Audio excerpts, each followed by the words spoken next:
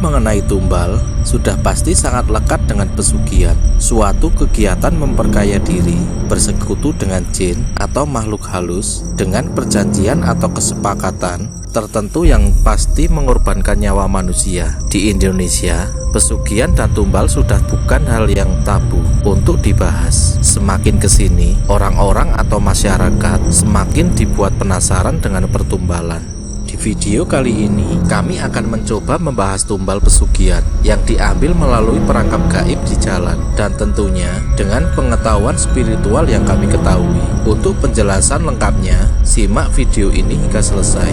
Tumbal, satu kata yang cukup mengerikan untuk dibayangkan maknanya. Tidak akan ada orang yang mau untuk secara sukarela bersedia menjadi tumbal, karena tumbal selalu identik dengan ritual gaib yang memangsa nyawa manusia untuk dijadikan budak di alam lain. Zaman edan seperti zaman sekarang, manusia sudah banyak yang kehilangan akal sehat demi mengejar gengsi.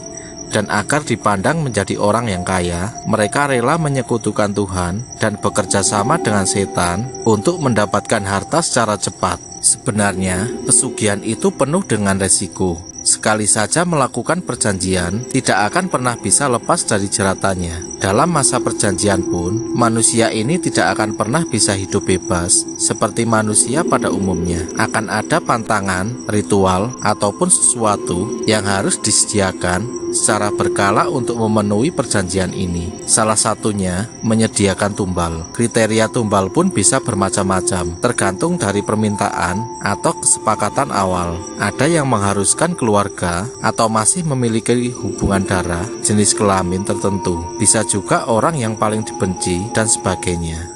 Ada pula cara untuk mendapatkan tumbal yang sudah marak dan terkesan wajar di tengah masyarakat. Melihat dari cara mereka mengambil korban di jalanan, dikarenakan desakan untuk selalu menyediakan korban manusia. Terkadang, si pembuat perjanjian ini menjadi bingung, harus bagaimana lagi untuk bisa mendapatkan korban, tetapi dengan main aman, tanpa ada orang yang curiga, dan keluarga mereka pun selamat. Terobosan baru yang menjadi sesuatu hal klasik, yaitu kecelakaan di jalan. Target yang sudah disasar untuk menjadi tumbal dibuat tidak fokus ketika berkendara, sehingga menyebabkan kecelakaan. Bisa kecelakaan tunggal atau melibatkan pengendara lain di jalan.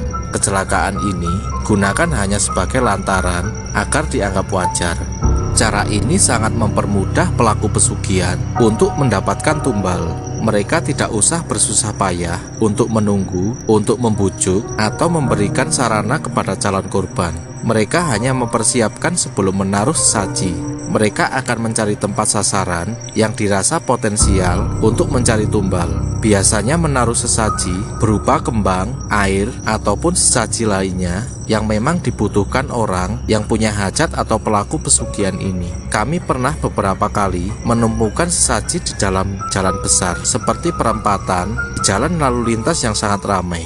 Ada beberapa hari tertentu yang memang dirasa pas untuk mencari tumbal. Biasanya menjelang Selasa Kliwon ataupun Jumat Kliwon. Ada juga malam Senin saat yang tepat buat mencari tumbal. Perlu diingat untuk ketiga hari itu agar pemirsa bisa lebih waspada ketika berada di jalan. Karena kita tahu kriteria seperti apa yang akan dijadikan sebagai tumbal. Dan yang paling penting, tidak ada cara tertentu agar kita bisa lolos dari jeratan yang sudah dibuat oleh orang yang membutuhkan tumbal ini. Hanya berserah, berdoa, dan selalu waspada ketika di jalan.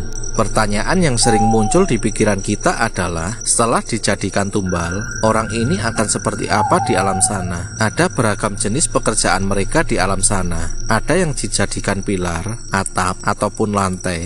Ada juga dijadikan budak di kerajaan jin.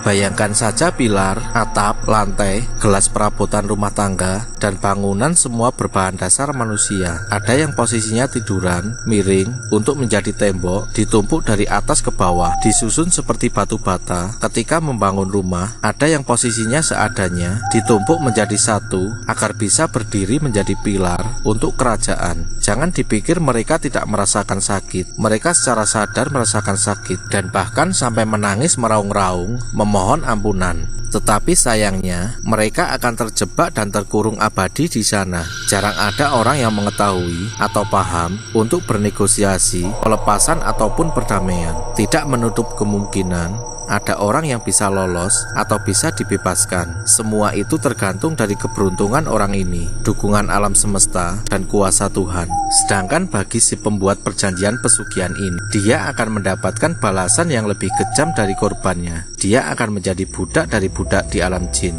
Keturunannya akan sengsara. Istilahnya, kata 7 turunan akan sengsara, padahal bisa jadi lebih dari 7 turunan akan menanggung akibat dari perjanjian pesugihan ini. Berhubungan atau bersentuhan dengan hal mistis, supranatural, ataupun gaib tidak akan pernah ada habisnya untuk dibahas dan dimengerti, karena dunia ini penuh dengan hal yang tidak bisa dinalar dan dilogika menggunakan akal manusia. Kami berusaha menggambarkan dan memberikan segala informasi yang bisa dan boleh kami bagikan untuk pemirsa asli Jawa. Satu keinginan kami, agar bisa menjadi pengingat bahwa hidup seadanya itu lebih baik daripada hidup berlebihan, tetapi harus bersinggungan dengan dunia gaib yang banyak merugikan manusia.